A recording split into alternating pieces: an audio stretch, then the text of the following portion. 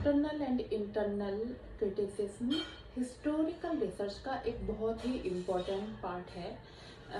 For example, जब कभी भी हम हिस्टोरिकल रिसर्च करने जा रहे होते हैं तब हमें जो भी हम सोर्सेस ले रहे हैं, जो भी हमारा प्राइमरी एंड सेकेंडरी डेटा है, उसको एक बार चेक करना बहुत ज़रूरी होता है। और ऐसे में हमें ज़रूरत पड़ती है उसके क्रिटिसिज्म की, क्योंकि क्रिटिसिज्म के माध्यम से ही हम जान सकते हैं कि जो भी डेटा हम ले रहे हैं, जो भी सोर्सेज हम यूज़ कर रहे हैं, वो वाकई में मौलिक हैं, ओरिजिनल हैं या नहीं। तो बेसिकली जब हम बात करते हैं एक्सटर्नल क्रिटिसिज्म का, जो जिसका नेचर बहुत ही नेगेटिव नेचर कहा गया है, उसमें बेसिकली हम जो भी सोर्स ले रहे हैं, जो भी डेटा हम ले रहे हैं, उसको चेक करना होता है कि क्या ये डेटा ओरिजिनल है, क्या ये डेटा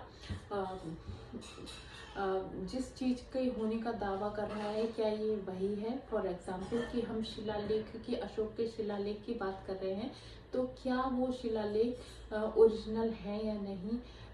इन सारी चीज़ों को हम चेक करते हैं। या फिर हम सपोज कोई एक पेड़ है, वो उतने साल पुराना है ऐसा कहा जा रहा है, तो उसको चेक करके हम देखें कि क्या वाकई में ये इतने साल पुराना पेड़ है या नहीं। तो ये हमारा एक्सटर्नल क्रिटिसिज्म के अंडर आता है, जो कि नेगेटिव इन नेचर होता है।